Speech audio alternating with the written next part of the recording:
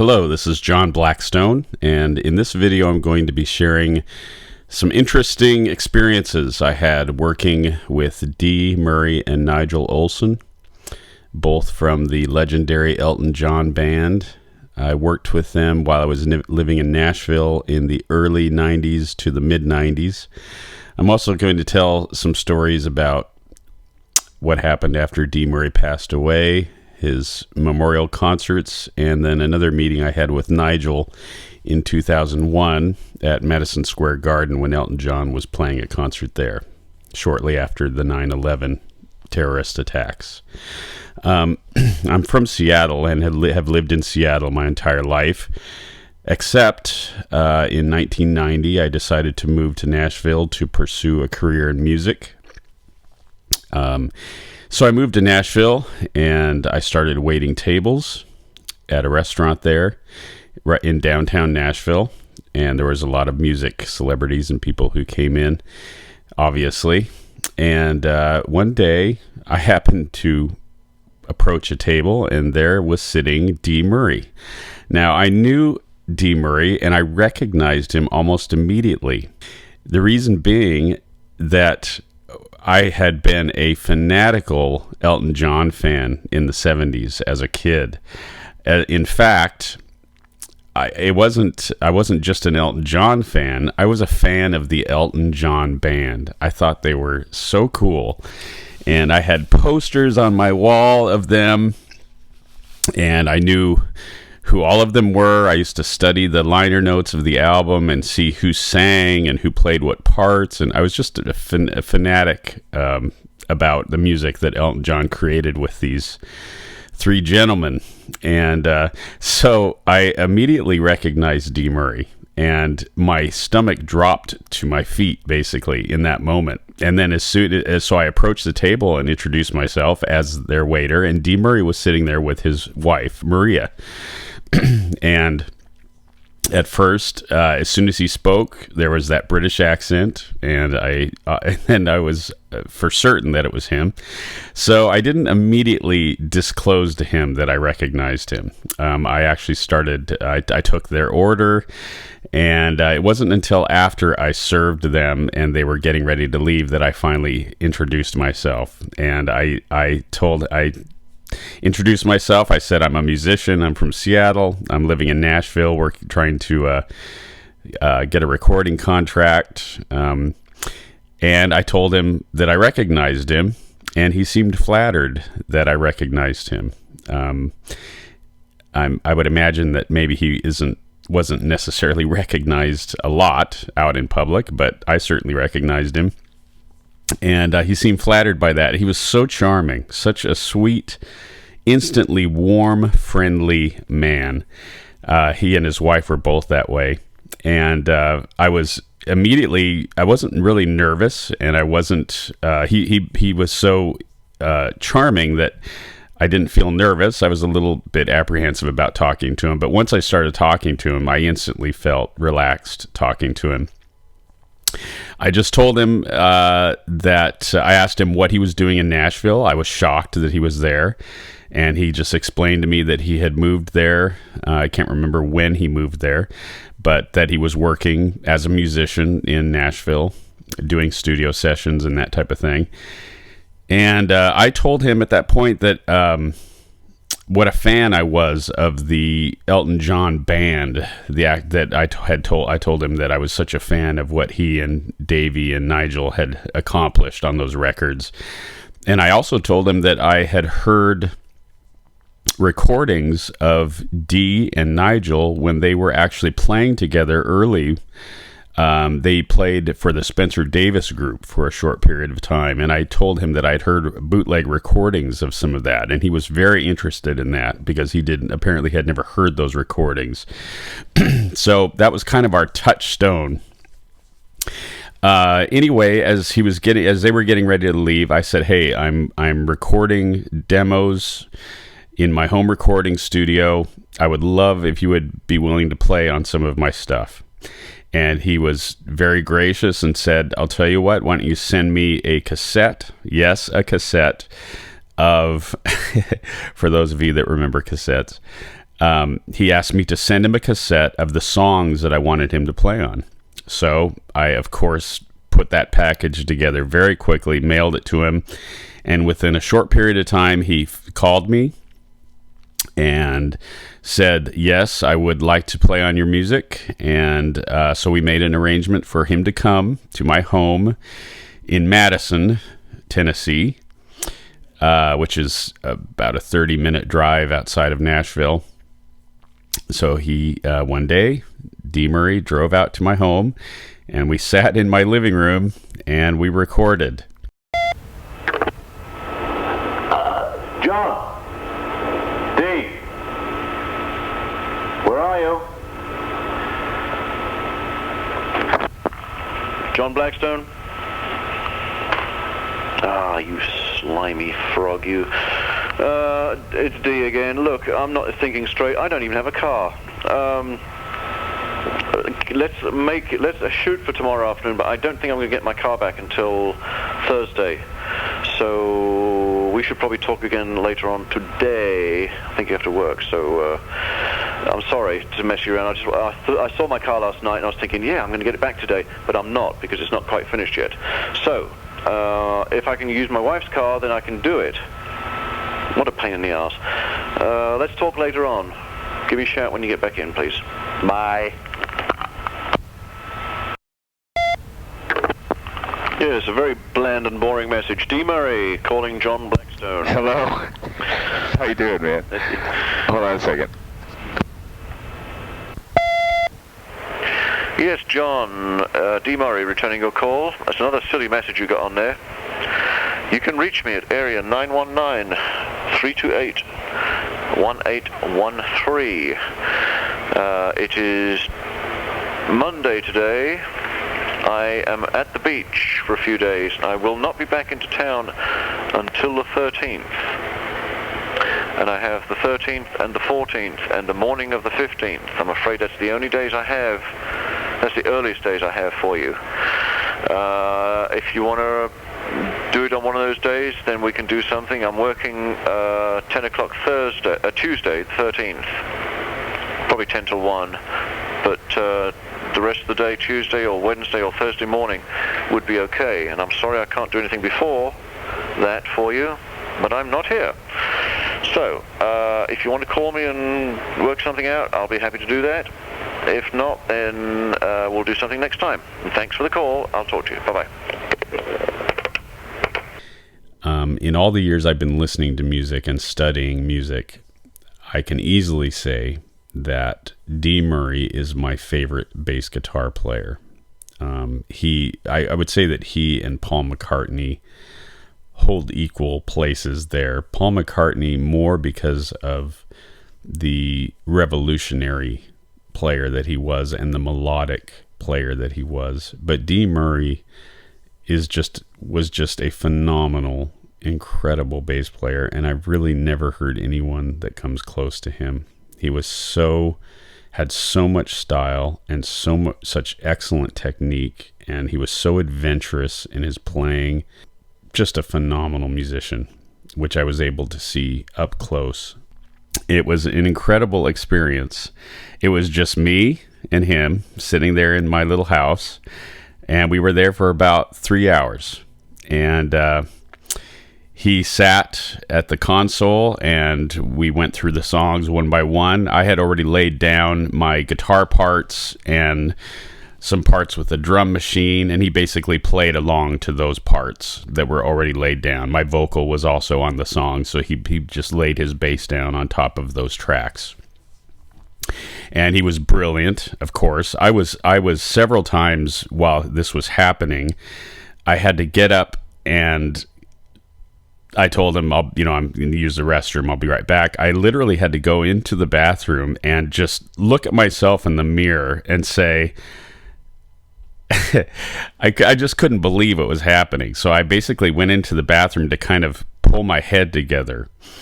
And I realized that, I was hiring him to play bass on my songs, and I had to make sure that I was working as a producer as well, and that I wasn't just so enamored that I wasn't paying attention to what was going on.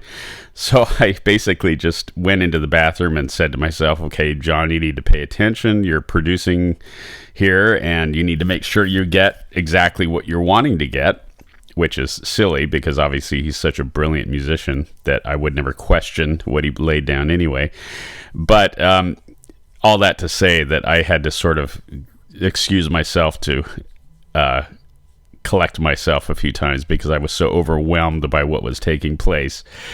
But during that time, during that 3-hour period, I was able to talk to him. We did a lot of chatting, and I talked to him about some of the specifics about the way that he and Nigel and Dee recorded, the way that Elton recorded with them, and we talked a lot about how they did it. He explained to me things that all of you, I'm sure, know, how Elton and Dee and Nigel and Davey would basically record the basic tracks, the piano, bass, guitar, and drums.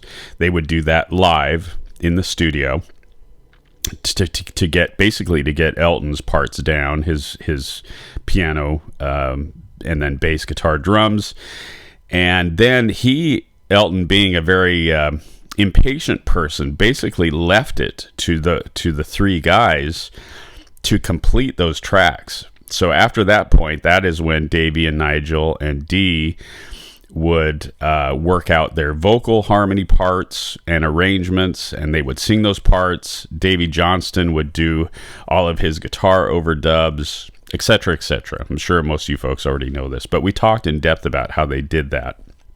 At one point, I asked him what did he think was the greatest achievement in terms of the vocal arrangements that they did. And he thought about it for a long time, like about 15, 20 seconds.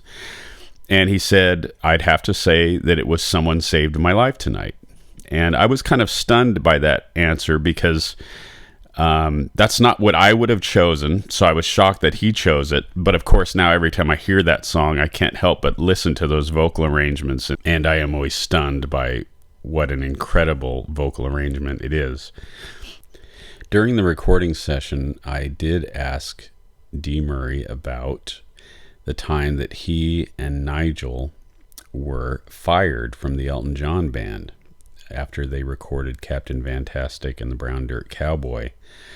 I have always been curious about that, as I think a lot of Elton John fans are. And he basically explained it the way I've always understood it, which is, if I remember correctly, he said that he just got a call. I don't remember him saying it was from Elton. It seems like he said it was from management, telling him that his services would no longer be needed. And he did say that he was totally devastated by it and shocked and profoundly disappointed because he had really been looking forward to touring the music off the Captain Fantastic album. He and Nigel and Davey were all excited about touring with that album. So he was shocked and disappointed and saddened, but he never said anything negative about Elton. He never said a single word about painting Elton in a negative light at all. He just expressed how he felt about it.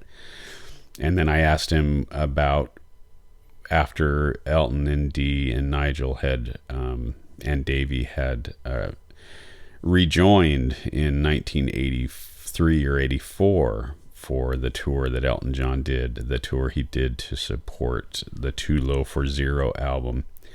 And he said it was thrilling to be back together with that band and that they had a blast doing that album, doing those two albums. They did Too Low for Zero and Breaking Hearts. He said it was an incredible experience, and he was so excited. They were also excited to be working together again and making music together again, playing live. And then I asked him what happened that time, because Elton had once again fired them from the band again. And he basically said it was the same thing over again, that it was completely a total shock. everything had been going great on these tours and that he had no idea why it happened. But same thing. He never said a negative word about Elton at all. So anyway, Dee spent the day with me. And one thing I want to say about Dee as a musician, as a person, I already mentioned that he was a very warm, friendly, sincere, funny, charming gentleman. Plus, he was British, which added to his charm, for me anyway. And but he knew that I was basically a typical starving artist. I was waiting tables in Nashville, trying to get a break in the music industry, and he could have charged me what would have been union musician rates, which would have been a lot of money. For the time he spent with me, it would have been around somewhere between $1,500 and $2,000 if he had charged me union rates. But he did not charge me union rates. He did it totally under the table.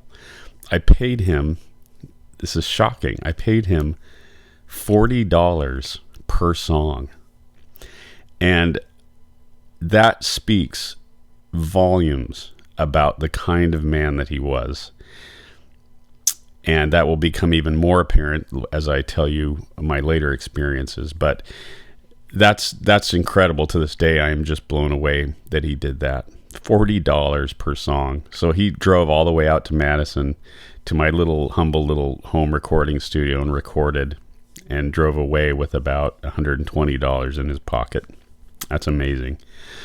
So anyway, that's what happened. Now, he and I stayed in touch with each other. I chatted with him on the phone a few times, and he told me one time he called to tell me that he was playing with his band. He had a band in Nashville that played little clubs and bars and stuff like that. And I can't remember what the name of the band was, unfortunately, but he invited me to come to see them play, which of course I did.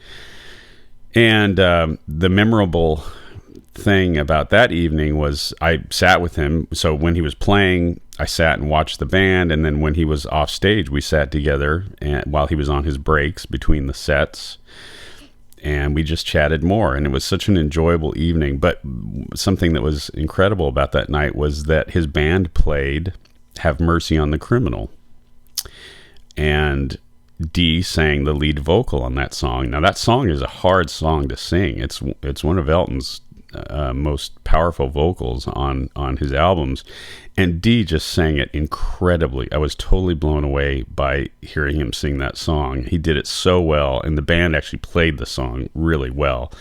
It was incredible. So very shortly after that, I heard that Dee was in the hospital. And I can't remember how I found that out, but I did. Someone informed me that he was in the hospital. And I did some investigation and found out that he was actually in a coma. And there was a group of Christian men from a church, local church, that I didn't attend the church, but I knew one of the men that was part of this men's Bible study. And we talked about it, and he told me that they were going to go to the hospital and for Dee. And so we went to the hospital into Dee Murray's room where he was, and he was in a coma. He was unconscious. And we prayed for him. And that was a very powerful and moving experience. And shortly after that, he passed away, and I never completely understood exactly how he ended up going in the coma. My understanding at the time was that he had been treated for years for a form of skin cancer, and had been dealing with that for a long time, and there had been some kind of complication with treatments or something like that. I never really got the full story of how he ended up in a coma. Dee Murray passed away on January 15th, 1992. That marked the end of my chapter with Dee Murray. Now, shortly after that, I attended Dee Murray's funeral. And I went to his funeral, and I didn't know who would be there. I expected his bandmates to be there because I knew they were such close friends, and sure enough, they were there. Nigel was there, Davey was there, Gus Dudgeon was there. They were all sitting in the front row, basically together. I believe I saw Ray Williams there, and Elton John fans will know who Ray Williams is, and will know who Gus Dudgeon is. Gus Dudgeon was the man who produced all of Elton John's 70s most popular albums in the 70s, up through Blue Moves. And Nigel Olsson gave the eulogy, which was very moving. And during the eulogy, Nigel Olsson made reference to the fact that he and Dee had not been speaking on speaking terms as of recently. And I was really shocked to hear that. But that was where I discovered that Nigel Olsson was actually living in Nashville. And I did not know that. And Dee Murray did not tell me that in all the times I spoke with him. And but that day at Dee Murray's memorial service, I discovered that Nigel was living in Nashville. I was later to discover that Nigel and Dee moved to Nashville basically together as a rhythm section. That's how I understood it, that as a bass player and drummer, that they were famous for the work they had done together, and that they made the decision to move to Nashville. It was a decision they made together. I'm not sure if that's totally true, but that's how I understood it. It was very interesting that just to see all of those guys there, Dee and Nigel and Davey, and after the service was over, Gus Dudgeon and Dee and Davey and some other folks were standing around having a cigarette outside, and they were just chatting, and I sat and kind of observed them for a while. They were all talking together. Nigel's eulogy was beautiful and touching and very moving. I have no idea why Nigel and Dee were not on speaking terms at that time. I have no idea. Neither one of them ever said anything to me. Obviously, would be none of my business. They had their own friendship, but I do understand that when Dee became very ill, that Nigel was totally supportive and involved the entire time. And so obviously any momentary issues that they were having at that period of time were of no importance when it came down to the urgency of Dee's health issues. So anyway, from that point on, I knew that Nigel was in town. After thinking about it for a while, I thought, wow, wouldn't that be amazing if I could get Nigel to play drums on the tracks that Dee had played bass on. And so I started pursuing that. I found out where Nigel was working. He was actually working for either a talent agency or a small record label. I can't remember which one it was, but he had an office in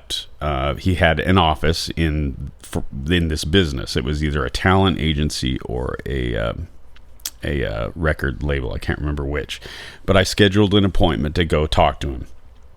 So I did. I went to his office, and he had a really nice office, had all these cool photos on the wall of him and Elton and the band, and had all these this memorabilia and mementos of his career up on the walls. It was really interesting to see. That was my first time meeting Nigel, and Nigel was a very polite, soft-spoken man. Very different from Dee. Dee was very open and sort of funny, and Nigel is more reserved and soft-spoken and quiet. But we spoke, and I told him that I had these recordings that Dee had played bass on, and I spoke to him about what I wanted him to do. I wanted him to play drums on these recordings.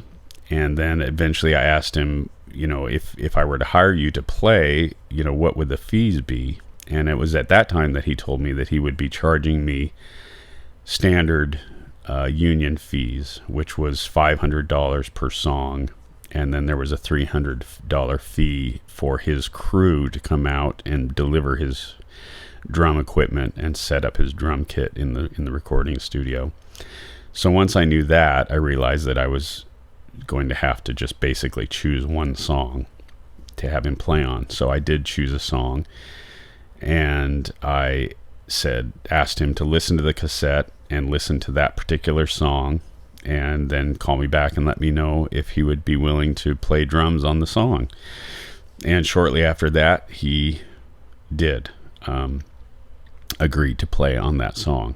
This is a phone message that Nigel Olsson left for me during that time period. John, this is Nigel Olsson returning your call.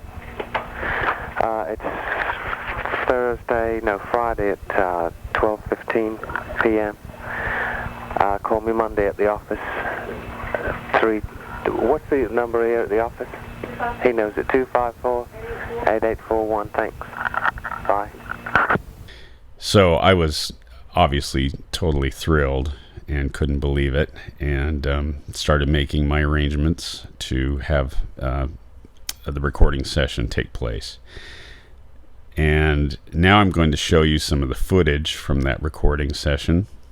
And Nigel showed up at the session. First of all, his crew, the moving people, came and they brought his equipment and they set up his equipment. They brought in these huge road cases that had so much stuff in it, so many different snare drums and kick drums, and he had all this different stuff, all these different percussion instruments. And my friend and I, the recording engineer at the recording studio, we kind of rummaged through his travel cases, and as you'll see in the video.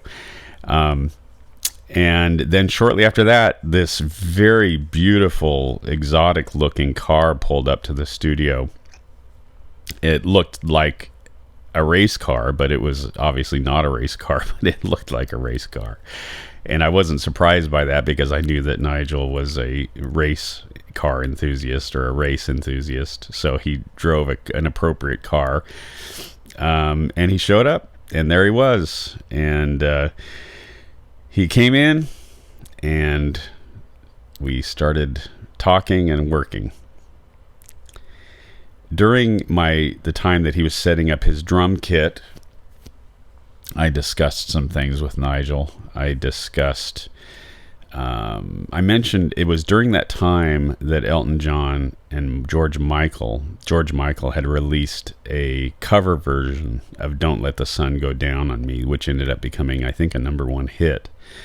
But I spoke to Nigel and I said, I noticed how the drummer on that performance copied your drum fills lick for lick. And he laughed and he said, yeah, I noticed that too.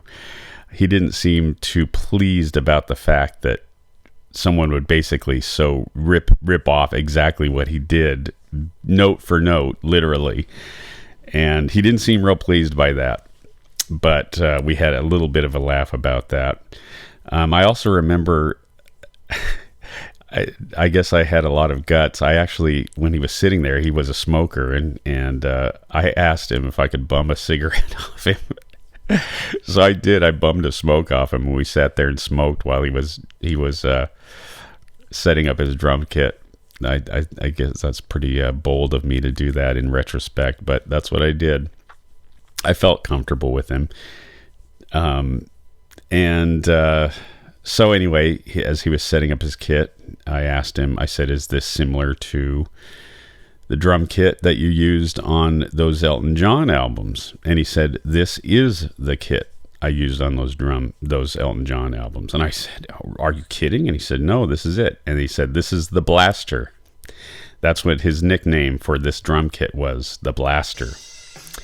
And there it was.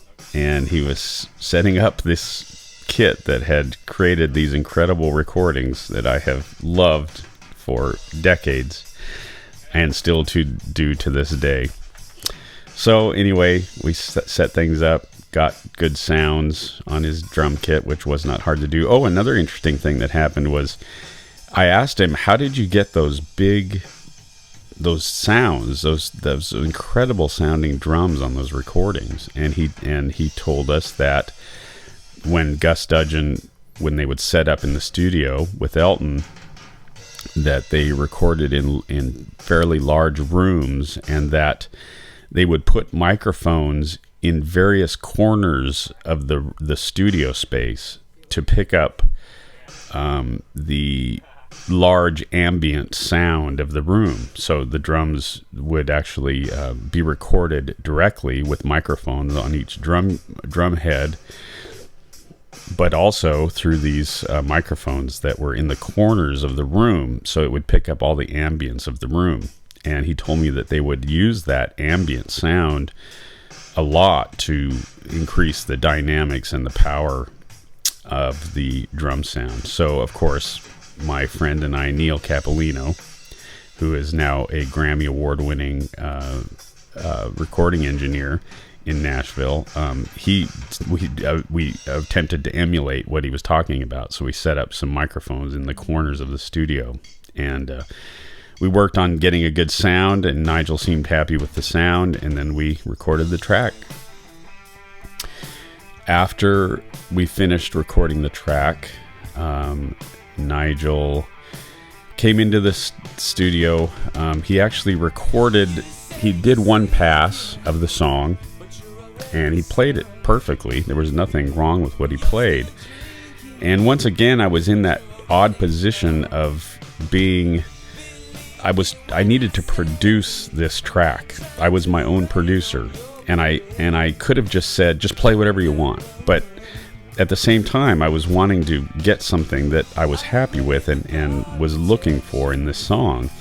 I didn't give him any instruction on how to play the song. He just jumped into it. And one of the coolest things he did was he started the song with a drum fill, which I had never actually heard him do before. He's never done that on any other recording I'm aware of. The song actually starts with a drum fill before the actual instruments come in, which I thought was really amazing, especially with the incredible sound that he gets on his drums.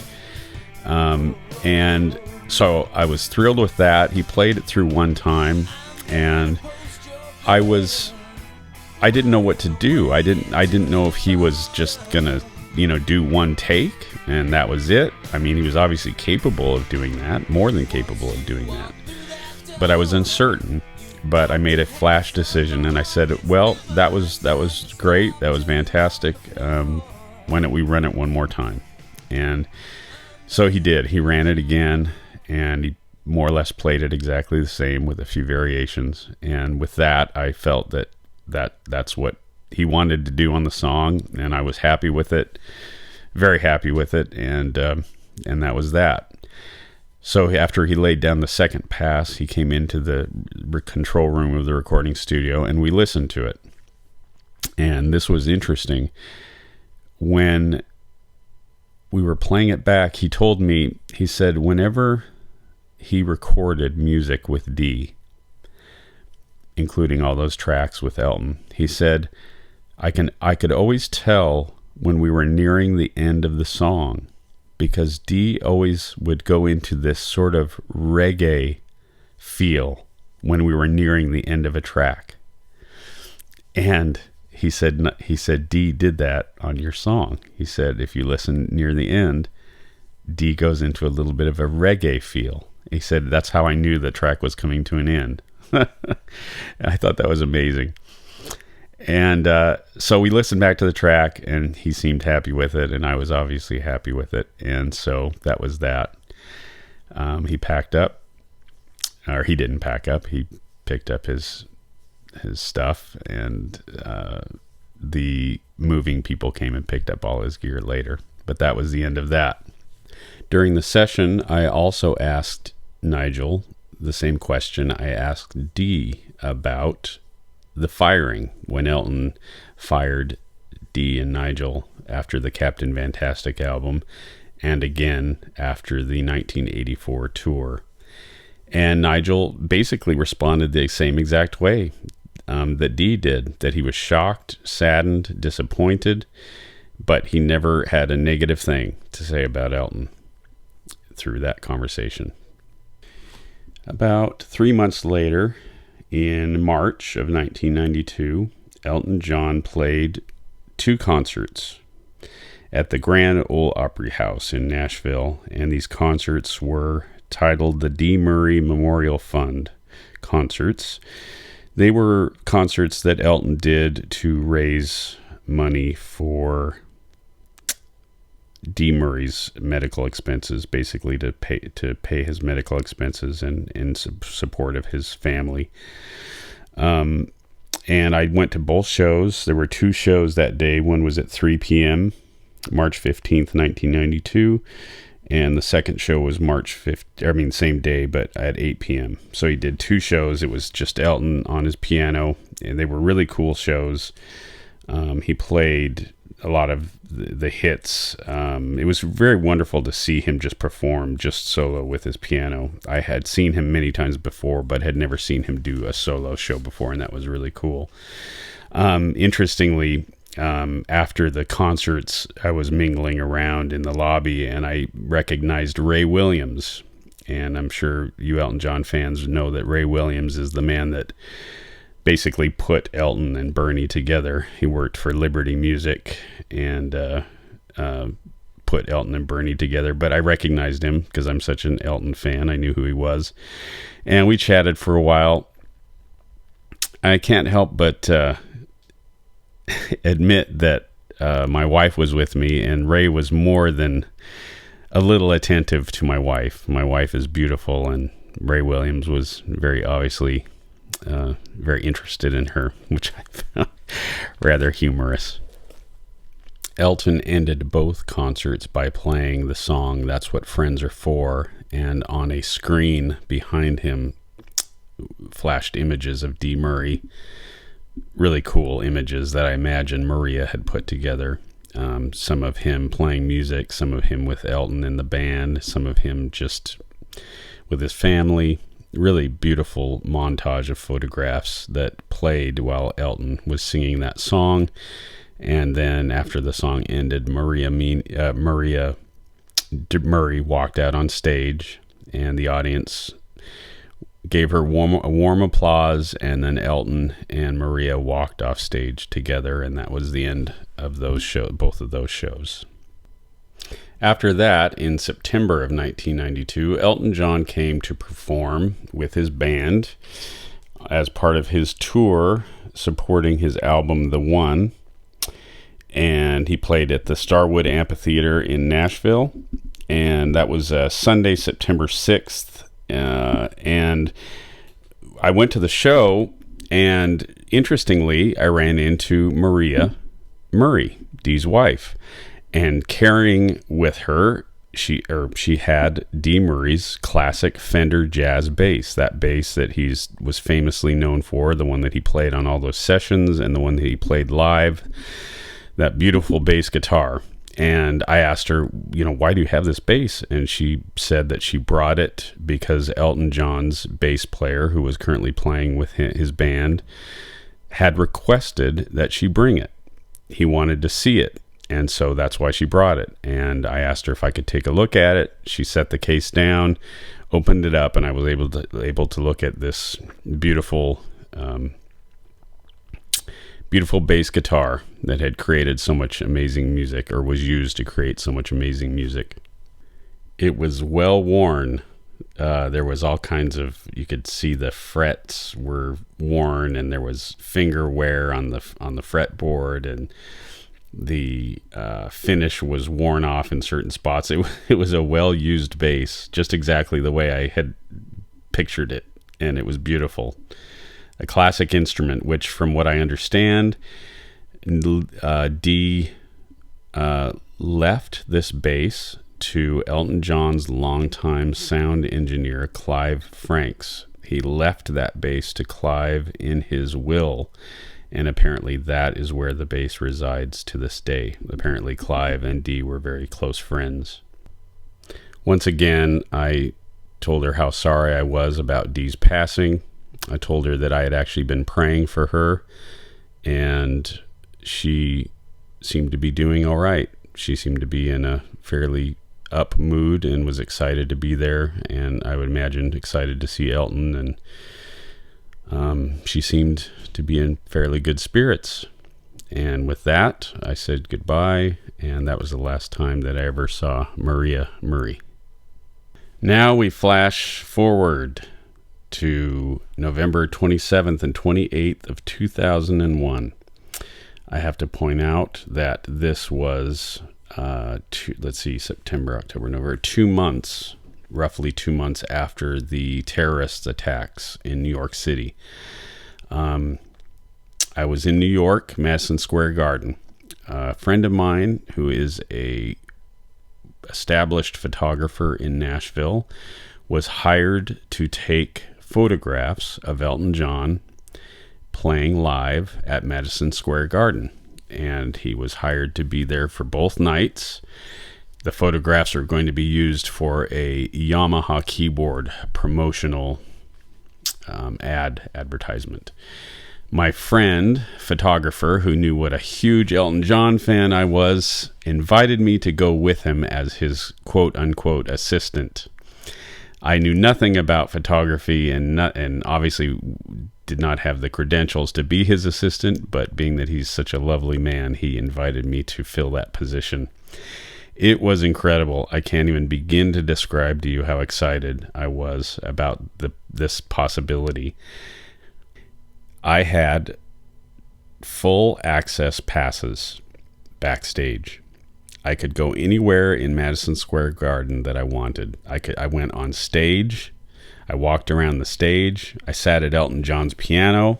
I sat at the monitor mix board on stage. I looked around at everything I wanted to look at. I picked up one of the set lists. I walked all through the backstage area. I was even able to look in on Elton John's special little room that he had earlier in the day when he wasn't there, when they were setting it up. I just had freedom to do whatever I wanted in Madison Square Garden the entire two days I was there. And that was an incredible freedom to have, let me tell you. Because I had these passes, I was able to bring in a video camera. Now, the people in the security section thought that because I was working with a photographer, that was part of his equipment. That wasn't exactly true. I brought in a video camera, and I was not supposed to bring in a video camera, and it was wrong for me to bring in a video camera, but I brought a video camera. As a result, I have video of the sound checks. I have video of the concerts and some pretty amazing things. On the 27th, before the first show, Elton and his band did a sound check, and Elton sat at the piano and played through part of Someone Saved My Life Tonight, and he played through part of Meal Ticket. And I was blown away that he was singing Meal Ticket, because I love that song off of Captain Fantastic, and I had never heard him play that song live, and I was shocked and thrilled that he was singing it. And so I will play that audio for you here.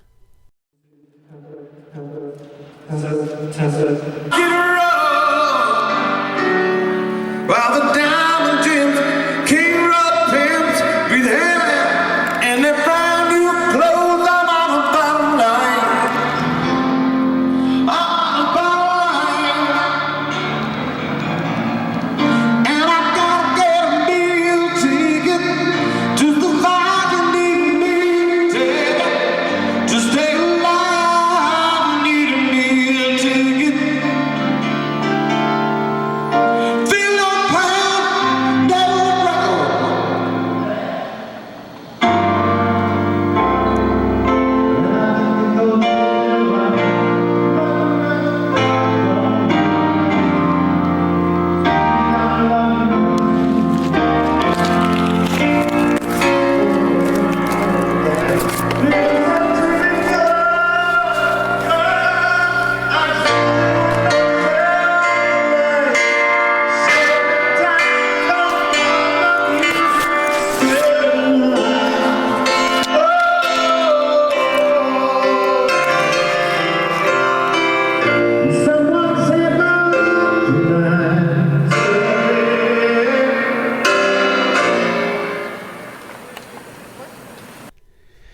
as you can tell, Elton seems like he's sort of trying to teach himself or make sure that he knows what he's doing on this song. Also on Someone Saved My Life Tonight, it appears like he's kind of just going through it quickly to make sure that he's got it down. I'm assuming it's because he was playing, it was when he started playing that song in a lower key. I don't think he had done it before then. And I felt like he was kind of making sure he had the chord changes right because he was playing it in a different key. And same with Meal Ticket. I got the impression that he was just making sure he had that down right. On Meal Ticket, it was obvious that he was at the very, very high point of his vocal range, and he was struggling, as you can hear in the recording. He was having a little bit of trouble with the highest parts. Anyway, after they did the sound check, the whole band kind of set their instruments down, and then they all circled around Elton's piano, and they appeared to be catching up. And Elton shared the following information. Queen was fine. Hong Kong was fine. Singapore was had a toothache. My tooth didn't last out for the whole time, so I had to go to the dentist before the show. And I had to have 2 root canals. I was that 6.5 hours. Show it was fun. I did This Train, I Will Love, Your Song. Queen's End.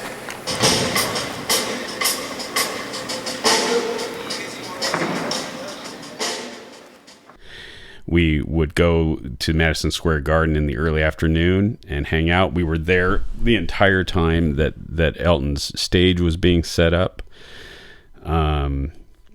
Incredible experience to just watch all of this come together. Watching the backstage people setting up Elton's very immaculate and interesting backstage setup, which involved several different rooms with different themes. There was one room that had like a 50s cafe kind of look to it, and another room. There was just basically all these different rooms in the backstage area that had these different themes to them.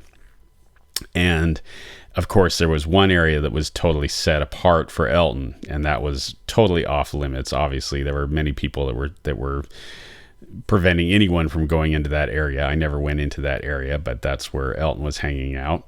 And amazingly, Bernie Taupin was there, and he was there for both days and both nights. And the reason it's very rare that Bernie Taupin appears on stage with Elton John.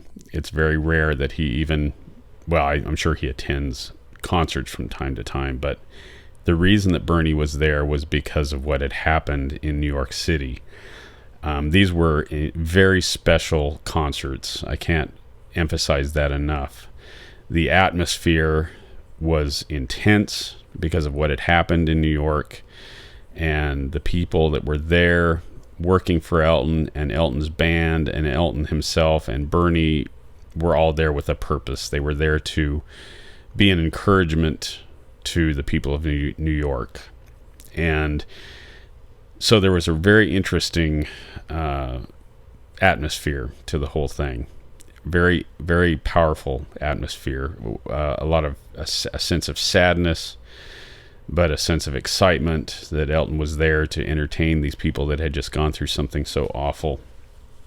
And this was Elton's first show in New York since the terrorist attacks, with the exception of the Paul McCartney benefit concert, where Elton played, I think, 2 songs during that benefit show that Paul McCartney put on.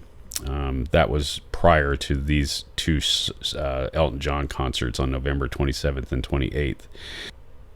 While I was backstage, I ran into Nigel Olsson, and I was thrilled. I knew he was playing with Elton, so I had brought a copy of my CD that he and Dee played on. I gave that to him, and we sat down. We were just sitting in the middle of Madison Square Garden, kind of near the stage where everyone was setting up, and we were just sitting there, and we chatted for a long time. And I asked him, because I knew that the guys in the band and Elton were such huge fans of the Beatles, and that they were also British, I asked him if he knew anything about George Harrison's health, because there was rumor going around that George Harrison was not doing well.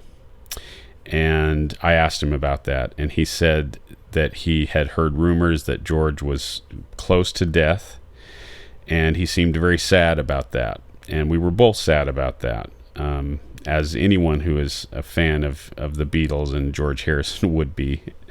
Very interestingly, George Harrison died on the 29th of November, the day after I spoke to Nigel about that. So I was in New York when that happened as well. It was in all the papers the next day.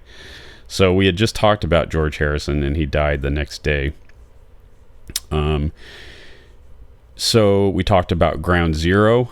The band had gone to go see Ground Zero, and it was an incredible thing to witness. I went down there myself, and I can't even begin to describe what it was like to see that massive pile of rubble that used to be two buildings.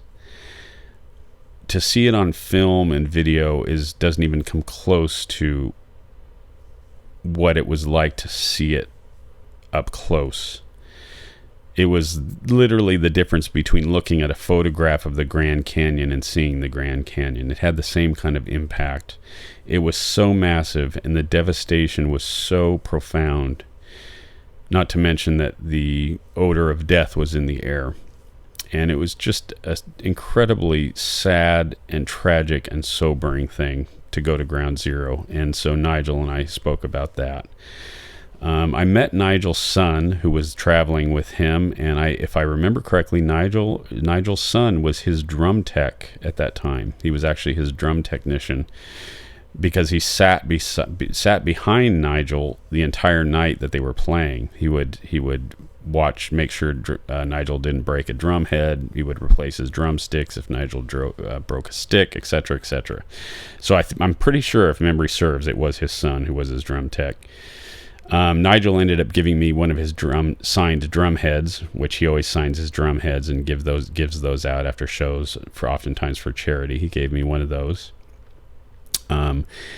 During the day, also, when the band was getting ready to do their sound check, I was just wandering around. I mean, I was just right there. I could go anywhere I wanted, so I was walking around in front of the stage, and as the band was coming up and Davey came up on stage, and I smiled at him, and he gave me the warmest smile, and he actually just said something like, "Hello, mate." Something, just, he didn't even know who I was, but he was just so sweet and friendly, and that was such a wonderful thing that he would just say that.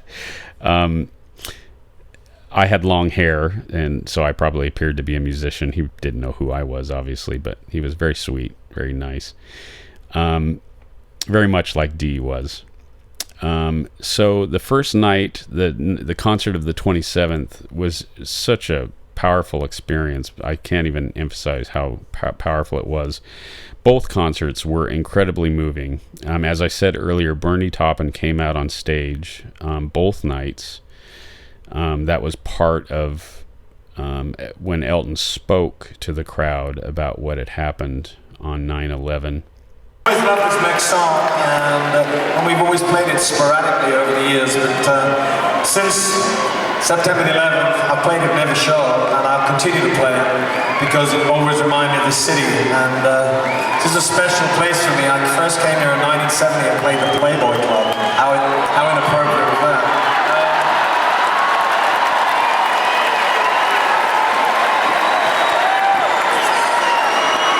Anyway, and I always wanted to play Madison Square Garden. We played the Fillmore East, and then we got to graduate to this building. And this has had so many incredible memories. It's 27 years to this day that John Lennon came out on stage with us, which is something I'll never forget. And this city has held so many great memories for me. And this year you had a hell of a time, and you've come through it with A+ marks. This city, you can't get this city down.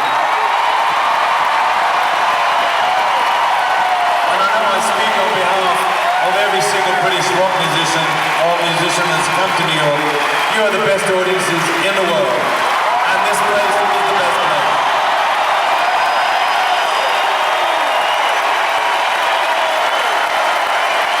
We've now played it for 53 nights, which is more than I've ever played in any other building in the world. And I just love it here. This is a song for you, New York City. And the audience went wild when Bernie Taupin came on stage. It was incredible. I did see, when I was backstage during the shows, I did run into Bernie Taupin. But what's interesting is that I've seen literally hundreds, if not thousands, of photographs of him. But when I was standing right next to him, I couldn't recognize him. He for one thing, he was incredibly short, and he just looked like a businessman. I guess I had these visions in my mind of him being kind of like this long-haired hippie, young 70s Bernie Taupin, but he didn't look like that. He was dressed in very expensive clothes, and he had this very hip-looking young man following him. It was his personal assistant who followed him around like he was on a leash. It was kind of amazing, though. I never got to talk to Bernie, which is sad. I would have liked to have spoken to him, but I didn't. I never spoke to Elton either. I did stand right near him, but I just didn't feel like, I don't know. I just didn't feel like just being another one of those people that just kind of forced myself on either one of them. I just didn't feel like being that person. If I had been introduced to either one of them, I would have been thrilled, but I was not going to be the one that forced my way into that situation. I ran into Donald Trump in a freight elevator. They had elevators that ran backstage because there was a VIP floor where all the celebrities and very important people mingled during the show and after the show. That was in a freight elevator, or you had to take a freight elevator, I think, to a different floor to get there. But Donald Trump was there with Melania, and they were with two what appeared to be Japanese, Japanese husband and wife. And when I was in the elevator, I just assumed that they were probably Japanese. It was probably a Japanese businessman that was in the United States visiting, and Donald Trump was entertaining this Japanese man and his wife. And Donald Trump was talking about what a phenomenal artist Elton was. I was really impressed by that Donald Trump was basically telling this Japanese man and his wife what a privilege it was for them to be able to see Elton John, and he was describing sort of Elton John's career and what a phenomenal artist he was. So that was interesting. So I basically, during that time in Madison Square Garden, I saw a lot of famous people. Liza Minnelli was there, and she was very sweet and warm. She was just a really sweet person, gave me a very friendly smile, and we just kind of looked at each other during the concert, kind of like, isn't this amazing? Isn't this a great experience? It was one of those sort of things. I have to say that seeing as many Elton John concerts as I have seen in my life, that this was the best. These shows were the best concerts I had ever seen of him. Not only because of the energy that was in the air, the atmosphere, but because of the set list that he was playing. He was playing songs. He played four or five songs off of his new album, Songs from the West Coast, which for me, as an Elton John fan, is the last great album that he made. It's the last of his great statements as an artist. To me, it is one of my favorite Elton John albums, and certainly, in my view, the best of all of his albums after Blue Moves. And he played those songs, and those songs were intermixed with not only all the hits that we know so well, but he played songs like Country Comfort and Holiday Inn, and just songs that I hadn't heard him play in decades. And it was so thrilling, and those new songs off Songs from the West Coast mingled with those old songs so beautifully. There was just a cohesiveness to the set list that was just incredible, and it was just made the whole experience that much more amazing. Not to mention that he played Meal Ticket. Of all the chestnut rare songs you could choose to play, he played Meal Ticket. Incredible. So that was that. That was my time in New York, November of 2001, Madison Square Garden. And that is the end of my Elton John stories. That is the last time that I've had any contact with Nigel, obviously with the D, or anyone else. So those are my stories. I hope you enjoyed listening to them. I wanted to make this as a memorial to these incredible experiences I had working in and around people who have had such a profound impact on my life musically and artistically. I hope you enjoyed hearing my stories. If you have any questions, feel free to write them in the comments, and I'd be happy to respond. Thanks for listening.